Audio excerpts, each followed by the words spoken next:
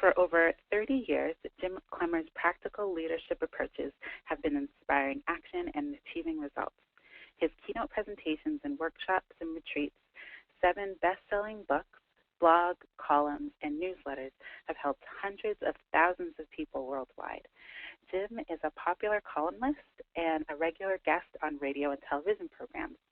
He's a practitioner in residence for the master's and doctoral students in the University of Waterloo's Industrial Organizational Psychology program. Among his many achievements, he is especially proud of tripling the size of his forehead. Can't see me for that one, I guess. For over 20 years, the Clemmer Group has been making people better for organizations and organizations better for people, using well-researched and proven approaches forged through deep experience with hundreds of organizations. They provide leadership keynotes, workshops, and retreats, programs and services to support culture and organization development, strengths-based leadership as the Canadian strategic partner of Zenger Folkman.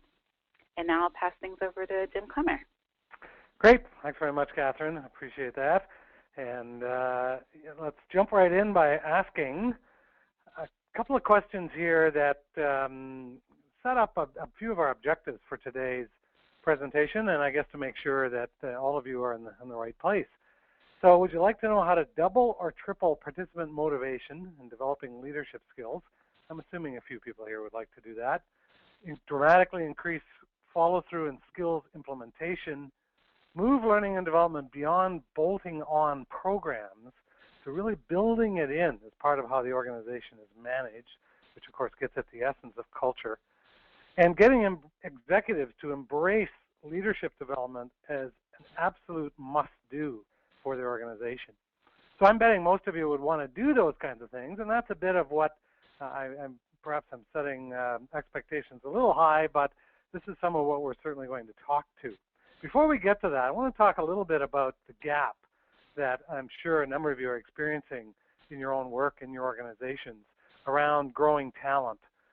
And so here's these are statistics from a variety of places that have been pulled together to look at this gap. So a lot of executives think that their organization doesn't have good bench strength, that a very large number of organizations report serious gaps, and even almost half of those call it quite severe in leadership. And of course, when you start to look ahead to 5 years or so, we're going to see a huge wave of retirements, which makes succession planning all that much more critical. We continue on and look at how a lot of organizations are now hiring leaders from outside, or those who have hired leaders from outside or pushing them out. So the success rate of people coming in from outside is certainly not great. And a lot of companies face shortages that they're saying are really starting to impede their performance. And so almost a third of organizations and of leaders are saying the very biggest issue is developing leaders, the biggest talent issue. So that's some of what we're going to try to address here today as we take a bit of a, I call it a city tour overview. We go to a new city, Heather and I, we love to take a tour around the city and then decide where we want to spend more time. So we're going to get on the bus and quickly go around a number of areas here around this connection between stronger people and organizations, how soft skills produce hard results, trying to get beyond partial and piecemeal programs, and then looking at what are the steps to building strong cultures from our own experience and from a lot of the research that we've done on the topic, and how do we build leadership strengths as part of building those cultures, which has an element of cross-training in it as quite a new approach to elevating leadership skills. And lastly, we'll look at reinforcing leadership skill building. So lots to cover here in a short period of time. Sometimes there's a feeling like, should we go broad or go deep? And we're going broad here and taking a broad look at areas that you may want to come back and dig much deeper into.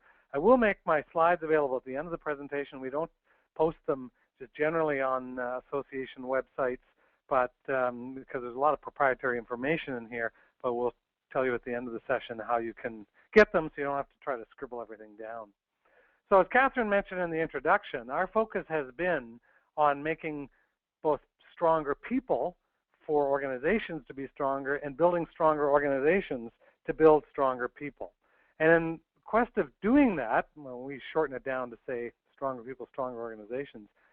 So we use this little formula, simple little formula, to say the behavior, the leadership behavior that we see across an organization, not just at leadership levels, but right across the organization, is a combination of skill levels of the individual times the culture that they're operating within.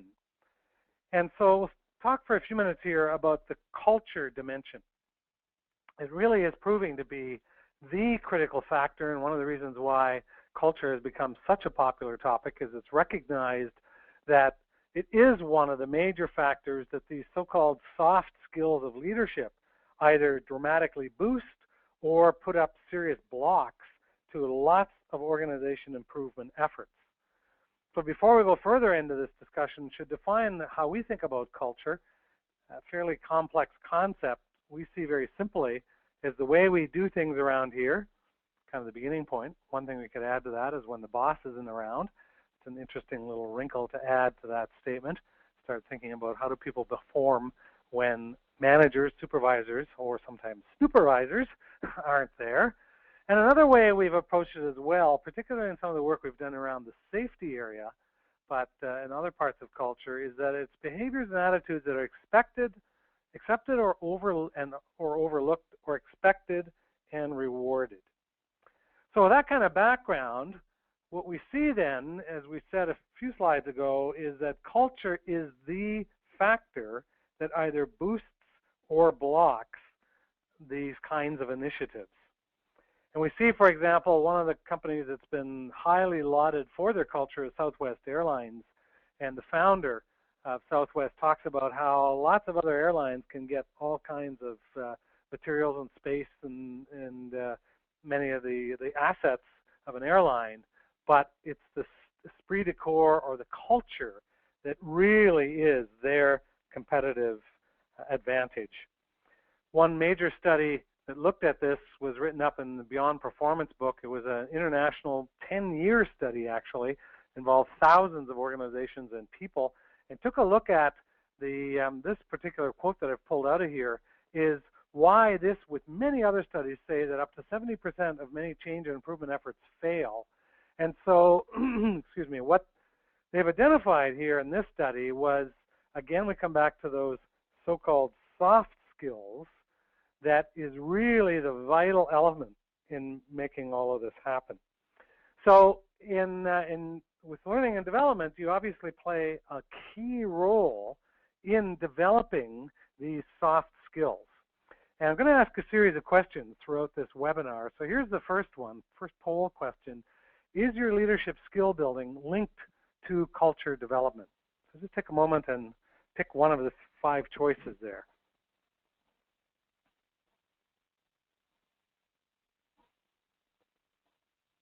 I see lots of results rolling in.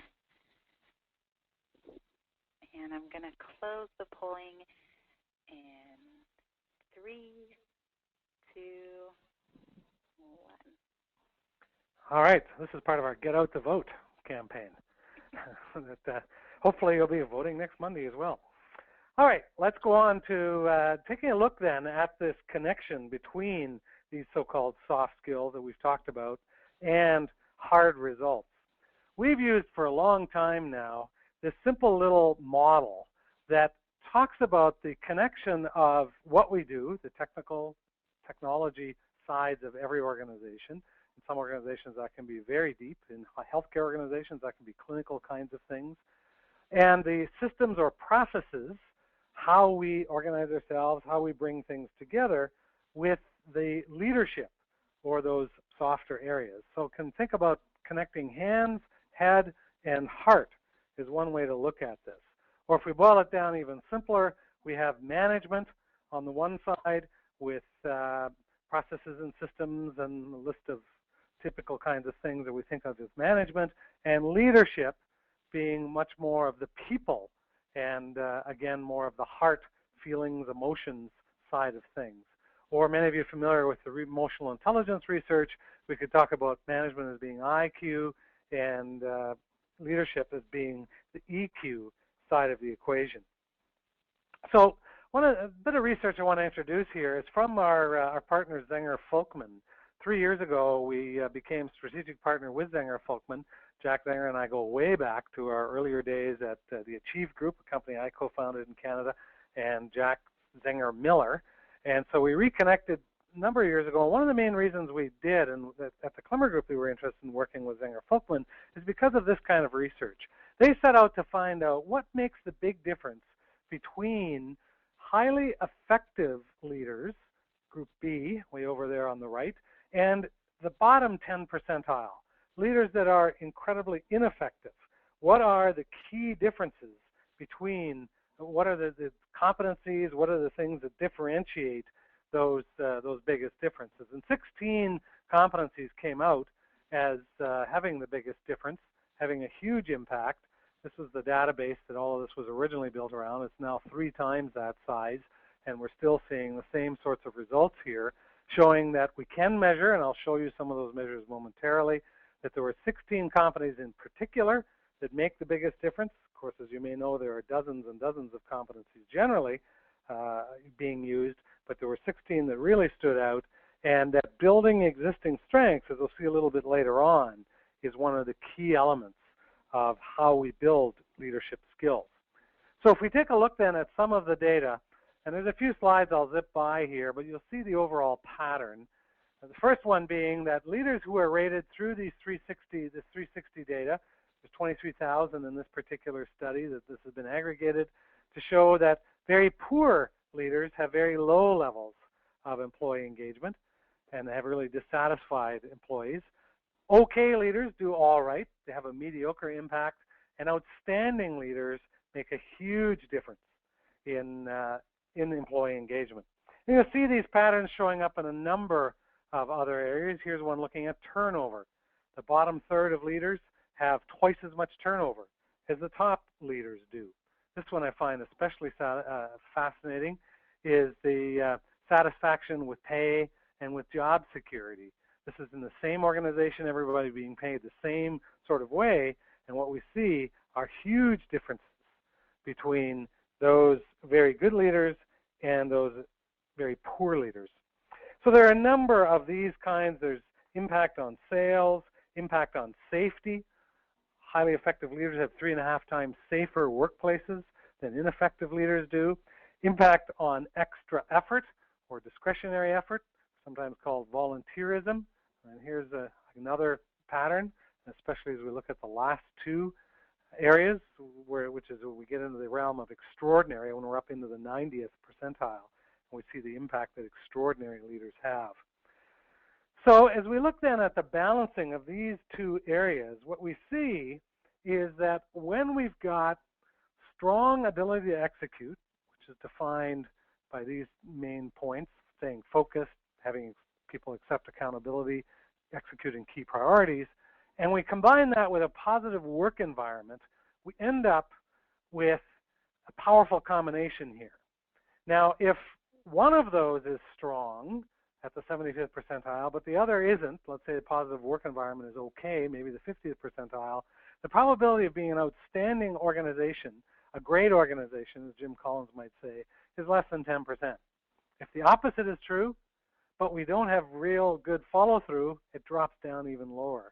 But here's where it gets really powerful, is when we look at the 2 in combination, where if we just did the straight math, it would say, well, it's about 13% of the time, an organization strong at both of these is going to be in the top 10% of organizations. Turns out it's a much different picture than that. It's almost 90% of the time, organizations that are able to do both of those together, focus on the hard processes, systems, results, make it happen, and a positive work environment, end up with being extraordinary performers. So here's another poll question. To what extent do you try to make these kinds of connections that we've just highlighted here quite briefly between soft skills training and hard organizational outcomes?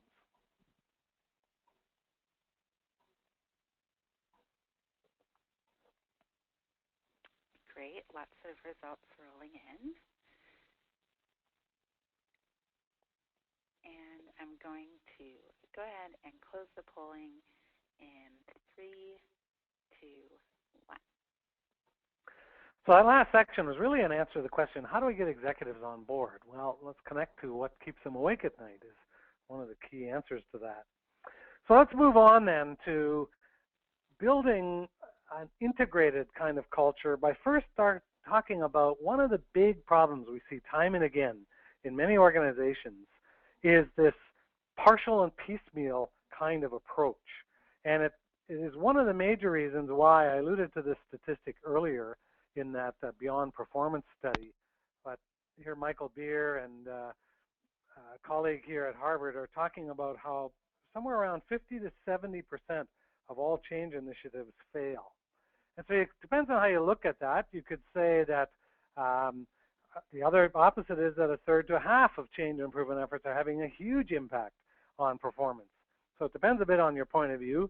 I guess whether you see the glass as half full or half empty, or maybe if you're into re-engineering, there's twice as much glass here as is required. But the real question, I think, becomes what makes for this big difference? And there are a lot of different factors. And there are many studies that have looked at this, and there's a lot of consistency that comes out of many of these studies over the last number of years. So one of the key things that emerges, which is the title of this whole section, is how we tend to bring in programs in isolation. And so learning and development professionals, maybe IT professionals, accounting, other groups, the production professionals will bring in programs that have a real champion behind them. Peter Drucker defined a champion as a monomaniac with a mission. So somebody who's really on a mission to implement whatever it might be. But the difficulty is it's often not connected together. And so this somewhat busy chart attempts to look at the heart of the problem here. So here we have on the one side bolt-on programs, these disconnected piecemeal kinds of programs that can sometimes be seen as flavor of the month. Sometimes they're just dumping out emails or posters or kind of putting out, let's rebrand our organization, let's come up with new slogans, and they kind of dump a bunch of things out there. Maybe a list of values that has what we call a high snicker factor. People are rolling their eyes and saying, oh yeah, right, here we go again, and so on down the list. So this is all too common, an approach used in many organizations.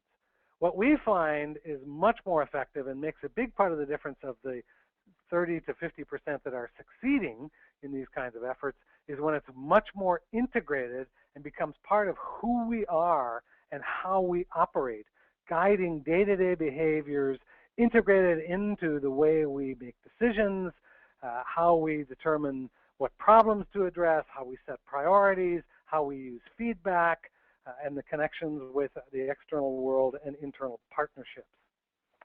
So one way we've attempted to bring all of this together is with a broad framework. We call it our compass model. So you see a symbol here, a picture of a compass, that says there are really 6 major areas that need to be integrated to move away from the bolt-on problem to make it part of built-in. And again, the challenge is for learning and development professionals to move beyond just the learning and development piece. That is one of the 6 areas. Building capability, capacity of the organization, obviously very, very critical. But how do we make sure that we're moving beyond that, or that we're putting our learning and development programs or efforts into a bigger context? So that bigger context would be whatever terms you might use: vision, values, purpose, mission. I get been in, frankly, too many vernacular engineering debates at offsite retreats about what we call all of this stuff. And so I really boiled it down to say there's 3 key questions here we need to get agreement on. Where are we going? What do we believe in? And why do we exist?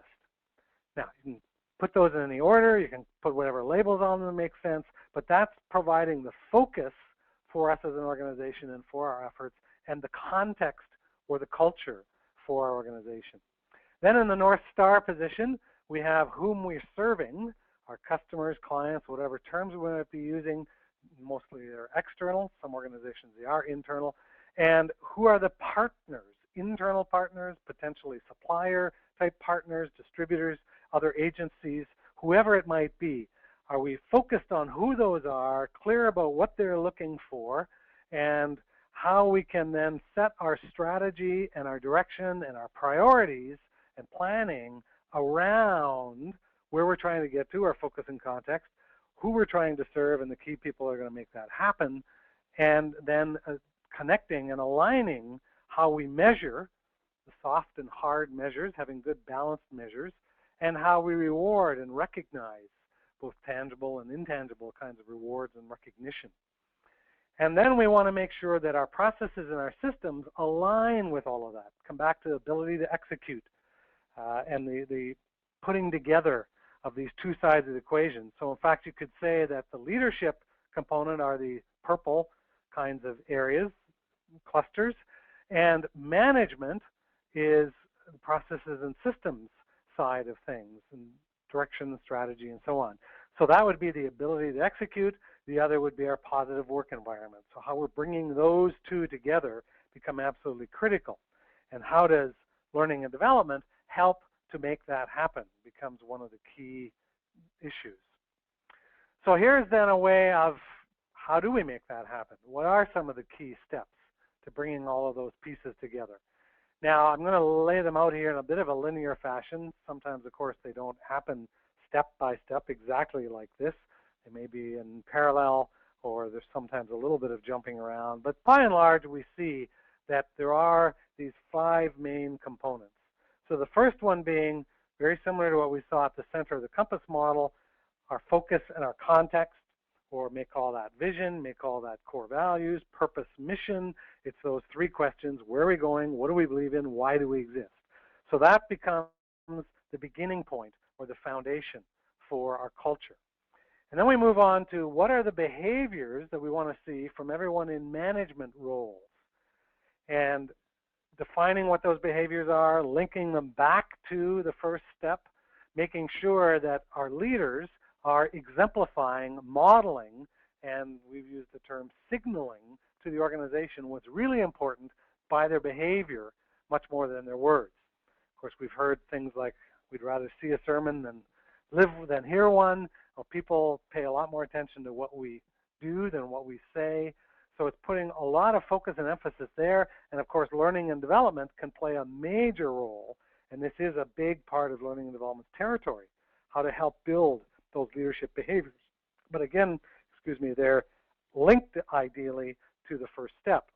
And then we move on to our ability to execute and how we pull together the systems, the processes, the so-called harder side of the equation, that they are connected to behaviors. So for example, if we say, well, teamwork is really important and having everybody work together and focus on the customer, but then we build organizations that are highly siloed, and we have processes and systems with big walls between them or poor handoff points. We can do all the training we want and all the motivating we want to get people to communicate better or to be better team players, but we've stacked the deck against them. We've made it very difficult, and it's only through heroic efforts that they're able to actually live those kind of values. So it's the need for integrating this. And again, learning and development can play a part in helping to encourage and understand and build that integration. Then we go on to now cascading this down to the rest of the organization and making this part of a continuous, ongoing process, a cycle that continues on over time. So looking at these couple of areas we've just covered, the question here is, do you have a framework for integrating leadership and organization development? All right, so the poll is up, and this is a pretty easy one. The results are coming in really quickly. All right, so I'm going to close the polling soon. Just wait for a few more votes. All right, so I'll close it in 3, 2, 1. Okay, I probably should have mentioned at the outset, and maybe Catherine, I'll just quickly ask you here. We'll be able to see those poll results after when we get to the question and answer section. Yes, that's right. Is that correct? Yeah. Okay. Catherine and I had talked the other day that I would look at each section, but I think we'll come back and look at the big picture then towards the end. So we are going to leave about 10, 15 minutes at the end of the presentation for overall discussion. And you should see a place where you can add in questions that we can look at afterwards. So moving on then to how do we build leadership strengths? And this really comes from two key components yet again. So for example, we want to look at how our cultures build strengths.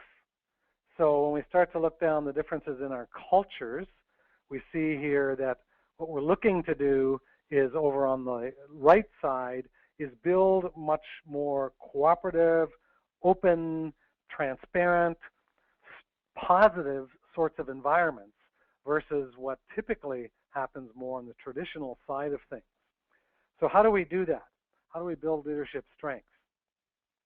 Well, some of this goes way back to Peter Drucker, is probably one of the very first management thinkers. Of course, he pioneered a lot of things and left quite a legacy behind. But he was one of the first management thinkers back in the 60s to make statements like this, that we can't build performance on weaknesses, we can only build on strengths. It's foolish and irresponsible, he called it, even a misuse of human resource to focus on limitations and on weaknesses. So that was back in the 60s. Now we have a lot more modern research today that is reinforcing and providing a lot more of the how-to that Drucker identified. So for example, the positive psychology movement, Martin Seligman, one of the leaders of that movement out of the University of Pennsylvania, one of his earlier books in the beginning days of positive psychology, which was the late 90s, early 2000s, he talks about how we shouldn't focus a lot on weaknesses, but that the highest success and our deepest satisfaction comes from building and using our strengths. More recently, one of his colleagues, Michelle McQuaig, did a survey over 100 employees and just looking at the evolution of what's happening in America, focused on fixing weaknesses back in 2006 versus 2015 versus building on my strengths. And we're starting to see a major shift beginning to take place here. So what does, however, performance improvement mean to many people in an organization or during performance appraisal time or as we're doing needs analysis and trying to figure out what training to develop? What we tend to do, often unconsciously, is focus on fixing weaknesses. And I want to spend the next few minutes trying to, if not eliminate that idea, because we're not going to totally eliminate, we still need to focus on weaknesses in certain situations. But we really want to move away from a lot of that kind of thinking towards the power of building on strengths. Here's we come back to Martin Seligman's work. His more recent book, published a couple of years ago, talks about this PERMA foundation, PERMA formula, these 5 key areas of positivity, our own levels of engagement or flow. This is not really referring to employee engagement. It's our own level of engagement. The kinds of relationships we have at work, at home, and social, whatever they may be, the sense of meaning that we have, and the feeling of accomplishment that we might have. And so when we look at some of what's going on then around trying to bring those ideas to light, we see, for example, some leading universities like Yale are beginning to have for a few years now gone down this road of building strengths. Here, Michael Peel is talking about how that is going to be a lot more effective than building weaknesses. So how does that work? What's really going on here? Well, I want to show you a graphic that illustrates why, when we think of outstanding leaders, when you get in mind someone who you would say is a terrific, outstanding leader, often as we go through this exercise in workshops, we have you think about who's an outstanding leader. Were they perfect? Well, no, absolutely not. You think about Kennedy, Churchill, you go down the list of Martin Luther King, a list of great outstanding leaders in history. These were not perfect human beings. What they had, in fact, was not, they weren't well-rounded in the sense of being good at everything. They had a couple of traits that really stood out, which is, of course, how we evaluate each other, how we look at each other. It's something actually called confirmation bias, that once we've had an overall sort of sense of where we see someone as where they are at, either ineffective or effective, we then basically do this kind of thing, where that trait, if it's a profound strength, expands and raises our overall impression of the individual. If it's a what we call a fatal flaw or really significant weakness, it diminishes it. This is now over 100 years ago. This was discovered by Edward Thorndike when he was asked by the U.S. military to come up with a rating system for frontline soldiers. And what he found was there was this tendency to think of the person in general as rather good or inferior, or think of them in general terms and have that color the overall judgment of their qualities. So sometimes leaders will look at all of this and say, well, all of this is just perception. And of course it is. And this is the reality. You know, some might even say, well, that's not reality, that's just perception. Well, what else have we got as leaders? Perception is all we have to work with. And so what we really need to find out is how we're perceived by others. Now, this is not to say that we never look at weaknesses. Here we see, and we use this term fatal flaw, sounds kind of harsh, but it's fatal to our leadership. It's a flaw in our leadership behavior. It's not a flaw in our character necessarily or who we are, but it's a flaw in our leadership behavior. And if there's something there that really stands out in the negative, then here's our database shows that they're in the bottom 20%, often even lower, of overall leaders when something negative really stands out. However, as we start thinking about, well, how does it matter how others perceive us? There's some tools around that are self-assessment kinds of tools. And so we look at the accuracy of self-assessment versus how others perceive us. And what we see is that self-assessment is oftentimes half as accurate as the assessment of others around us. So how we're perceived, how they see us, is of course how they treat us. Well, that's kind of looking at, we've looked a little bit at the downside, fatal flaw side. Let's look now at the upside and why building strength can be so powerful. The good news here is we don't have to be a superhero to be in the top 10% of coaches or leaders. Here's what, in fact, the data show, is that if we have no profound strength or no fatal flaw, then we're in around the 34th percentile. Not that great. So this is somebody who's just doing okay, kind of average. If, however, we have one profound strength, and we measure that as being one of the 16 competencies at the 90th percentile. So if one of those is there, this jumps up to 64 percentile, 72 percentile with 2, with 3 we're now in the top 20%, and so on. So that with 4 or 5 strengths out of 16, any of the 16 competencies, we end up with being an extraordinary leader. And that's pretty phenomenal, and it starts to really have tremendous implications when you think about how do we build extraordinary leaders, and what are the steps that will take us there. So we actually have some data, pre-post data from a series of studies of organizations. These are mostly large organizations who have been down this road for some time and have been using a strength-based approach, but some of their participants still choose to fix weaknesses. They're drawn by the dark side of weaknesses and just are so conditioned. Sometimes a lot of traditional 360s are all built around this idea that I get feedback and I focus on, my improvement plan is built around where my weaknesses are. So this data I'm about to show you is now retesting these leaders 18 to 24 months later.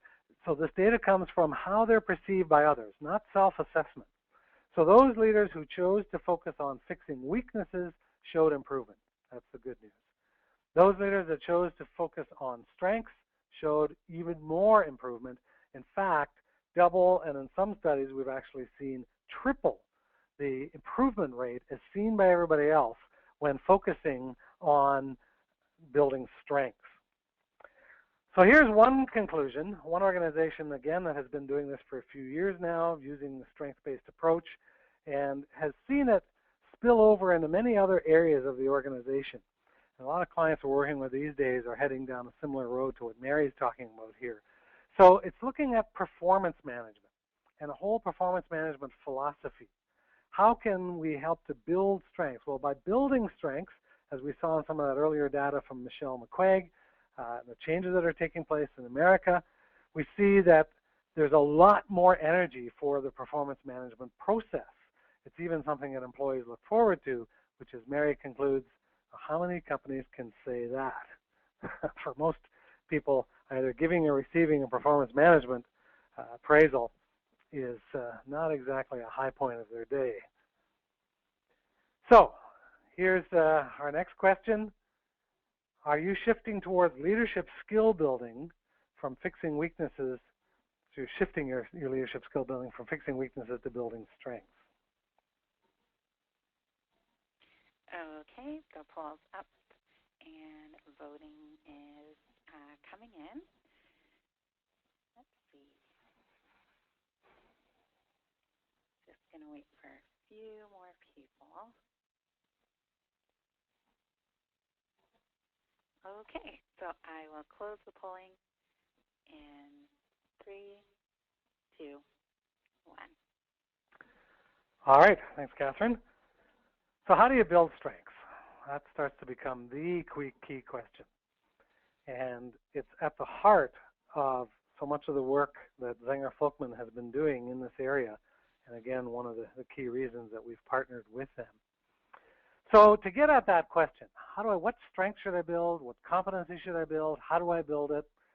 We've found that bringing together 3 components in what we call the CPO, competency or strength, organizational need for your role or position, with passion or energy that the leader has for driving this strength or for building the strength further.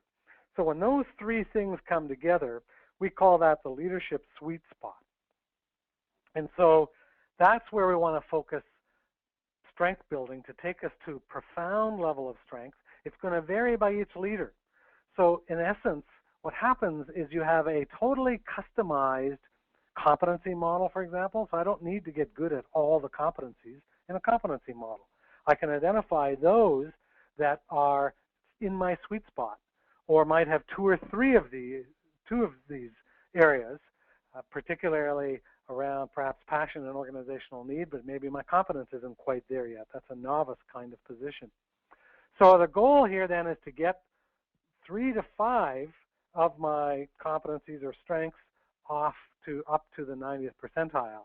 And what we've seen time and again is that that's a much more positive approach and has a lot more lasting impact. Here's an example from one of our clients who's been down this road now for about 1.5 years or so. Melanie has delivered has worked with about 150 of the top and middle leaders across Wilfrid Laurier University. And we were talking with her recently and asking for a comment on what she saw as being the power of the extraordinary leader, because she's firmly committed to it being a very different kind of approach and a very powerful one for them. And so she makes a comment about letting go of irrelevant weaknesses. Now, if they are relevant, if they are key to the role, then we aren't going to let go of those. But most are not. Most weaker areas are not that critical. And so we can focus on building strengths. And here, the last comment is back to the grid we just looked at, the CPO grid, that what she's seen time and again is that when the strengths align with passion and organizational need, then there's a tremendous motivation to improve and develop further. Similar comment from another client, Symantec, has said that when we're focused on the competencies that really matter, that's when they have seen some of the biggest impact. So looking at, well, how do you build strengths? Well, we draw here from the world of athletics with this idea of cross-training. So here, for example, is a world-class runner who doesn't just go out and run more to go from good to great, but does a number of these other kinds of things. In other words, cross-training. And so when we start thinking about, well, how does that apply to us in our sort of building of leadership skills? Here's an example. One of the competencies is high honesty and integrity. Well, how do you take, if you're getting at the 75th, 80th percentile, how do you go to the 90th on that one? Is it always be honest, never lie, be really, really honest? And what are the things that are going to take us to the 90th percentile? Well, what Zenger-Folkman has done is taken each competency and looked back through the database at everybody who's already at the 90th percentile and cross-connected to build a bit of a map to say that every time somebody's at the 90th percentile, a couple of these factors show up. And so for this particular competency, the number one correlation is assertiveness, speaking up, speaking my truth, coming out forward and dealing with a situation, decisiveness, trust. You start to see a number of other factors that show up every time someone is at the 90th percentile. So how do I get to the 90th? Well, I start to look at some of those areas and narrow in on what I can do to leverage perhaps a strength or a passion or a need for my role or position. And so it's that kind of work that makes this whole process quite a bit different. Here we have a comment from Alan Harrison of Queens, who's been using this process for some time now, and asked him a while back to put a comment on our website on how he's found the whole process.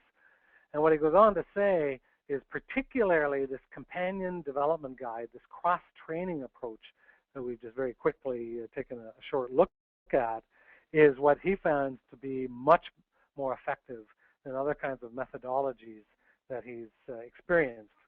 And he says his greatest regret is that this didn't happen, or this wasn't something that he could have done many, many years ago.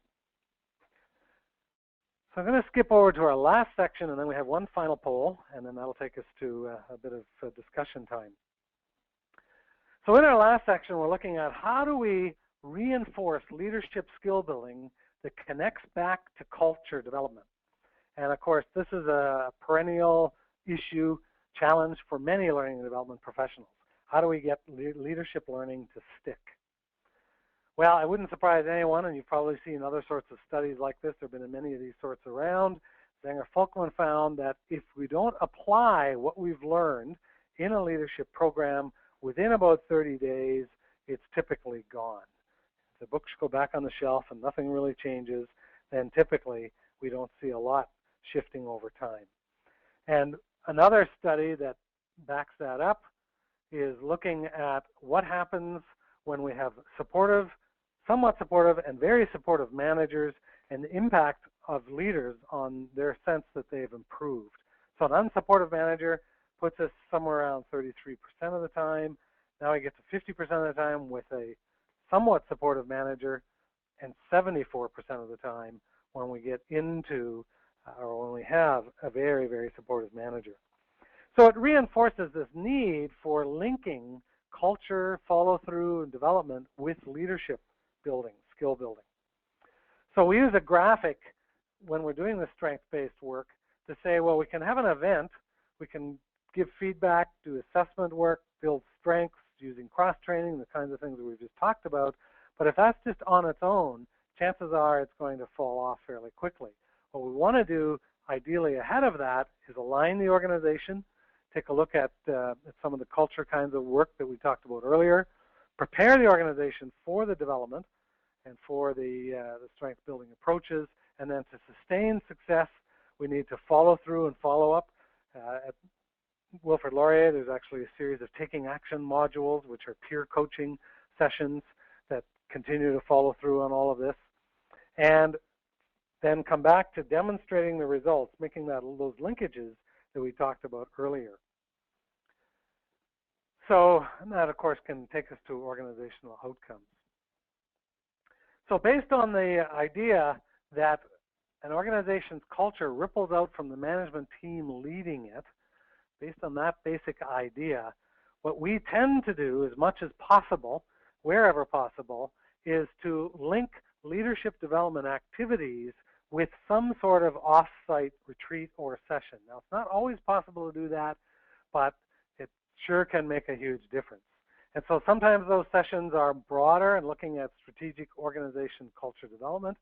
Sometimes they're looking very specifically at things like developing leaders, succession planning, talent management, those sorts of things. Other times they might be looking at building a coaching culture and linking in coaching and leadership development, or there might be some element of team building to them. But typically they're two-day off-site kind of session, or it might be done incrementally where it's a half day or a day, and then that's kind of split up a little bit.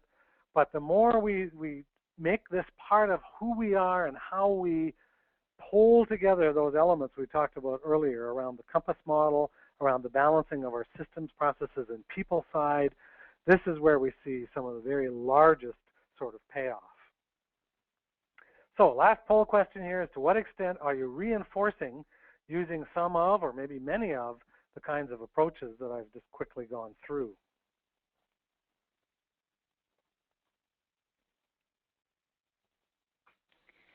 And the votes are coming in.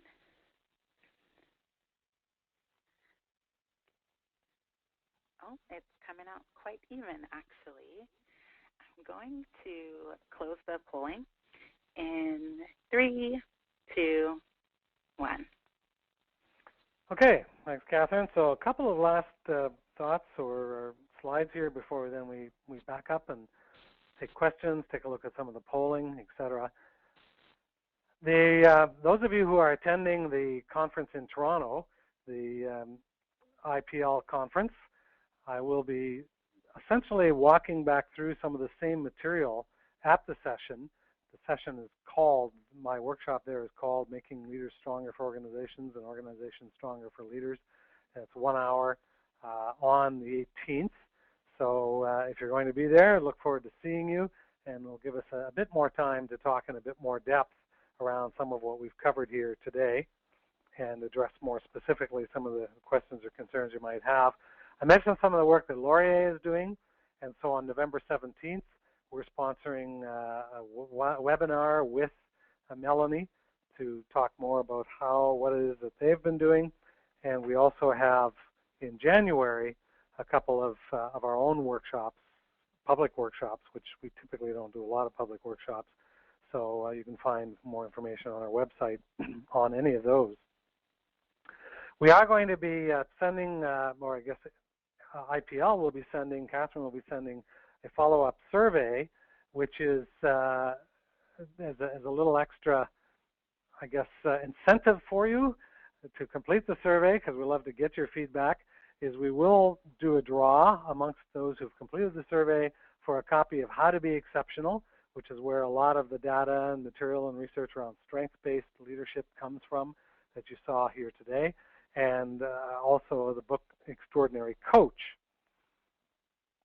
And so as well, when you complete the survey, this is how we'll give a copy of my slides to you and provide links to our webinar as well, or to other webinars, archived webinars that we have.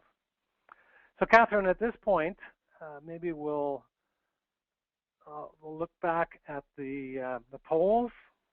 Is that where we should start here? Sure. I don't see any questions that have come in yet, so maybe I'll just remind everyone that the questions area is located in the control panel on the right-hand side of your screen. And if that has disappeared, you should see an orange arrow that you can click in the top right-hand corner to make that area appear again. So here is poll number 1. Is your leadership skill building linked to culture development? Okay, and I assume everyone is seeing that, are they? Yeah. Seeing the results? Okay. Yeah. So what we see is certainly a lot more on the side of not at all or somewhat or occasionally.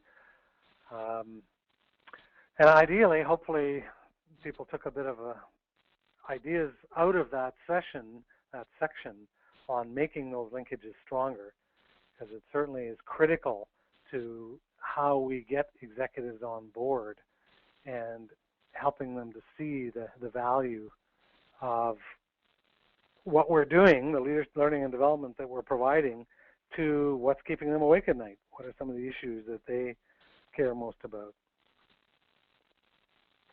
For a second poll. And here's poll number 2. Okay, so we see a little more encouraging results there in terms of linking training results to organizational outcomes. So pleasantly surprised to see 4s there. Oftentimes we see it more around 2s and 3s. So we've got an interesting spread, almost a third across, and a little bit higher towards the 4 side of things. Again, we have a number of organizations in retail sector, automotive, a number of different sectors who have considered to be quite proprietary information, but I'm able to make linkages to profitability of departments or stores, to some of the outcomes we talked about, engagement levels, safety levels, etc., and leadership, particularly key leadership competencies that they've identified as being critical to the success of their business. And they have good, strong evidence that the more they focus on building those, the stronger or the higher those indicators go. So let's go on to our next one.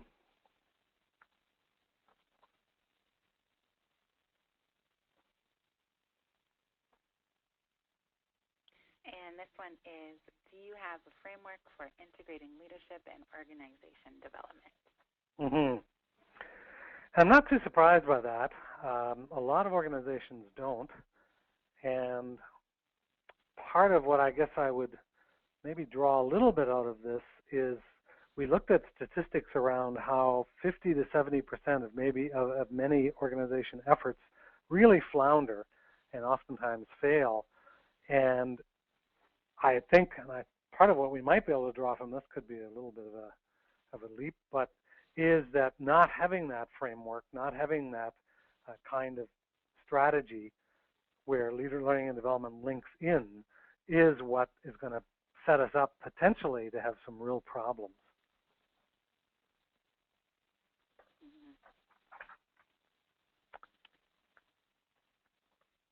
And here is poll number 4. Are you shifting your leadership skill building from fixing weaknesses to building strengths?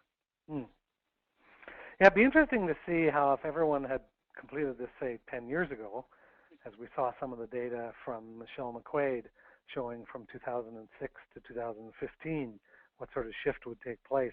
But I'm encouraged by some of what I'm seeing here, that we've got, at least, I guess about 60% of respondents are saying that it's occasionally to quite often.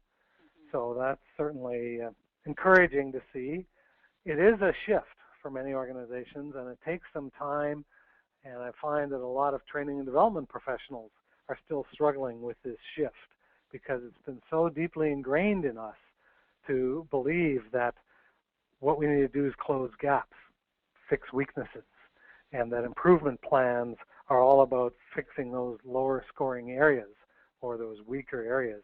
And yet there's so much data now, and it keeps more of it's coming in every day, that reinforces this whole idea that building strengths is much more effective.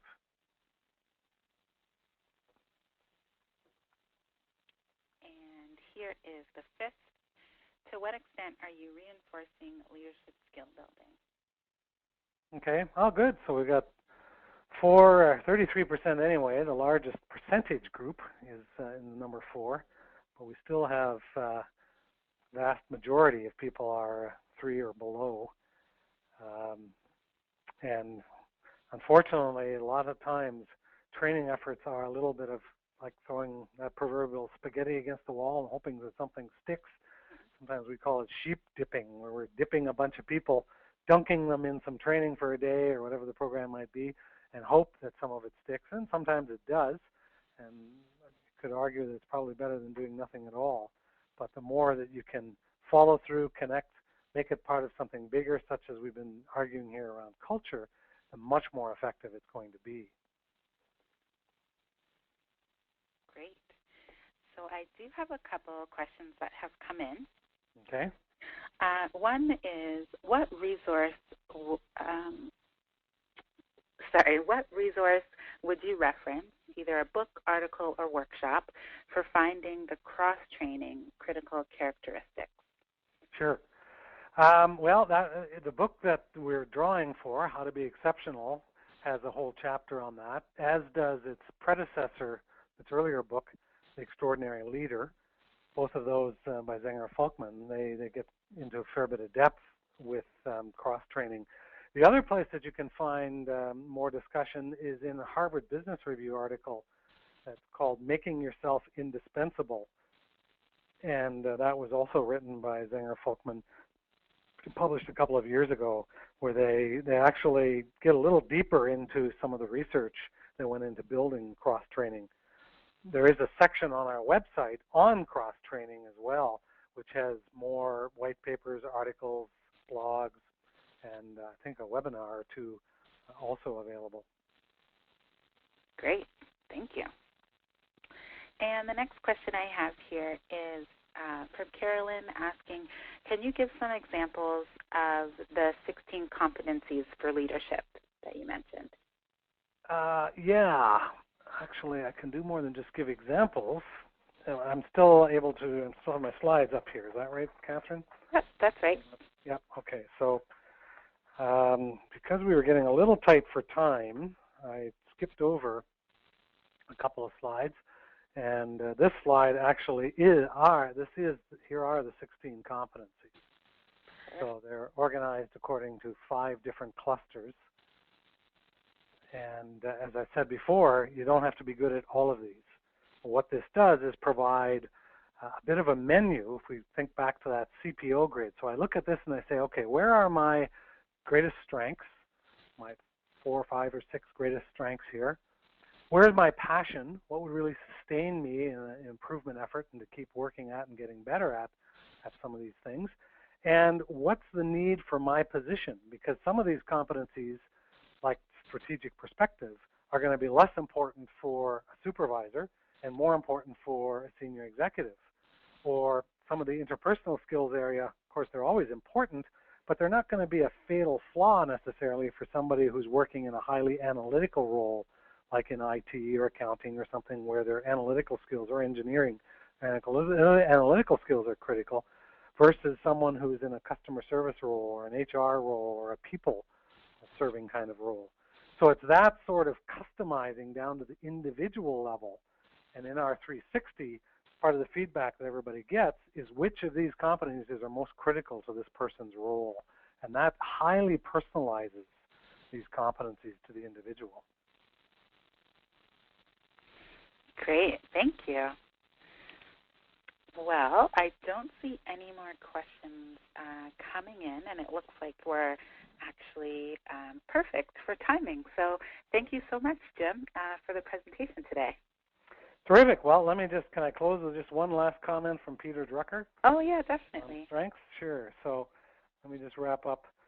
I quoted earlier from his work on focusing on strengths, and here he talks about how making strengths productive is one of the key elements, and that those are really the true opportunities, that we really can't overcome weaknesses, but we can perhaps make them irrelevant or less pertinent, and that we can feed the opportunities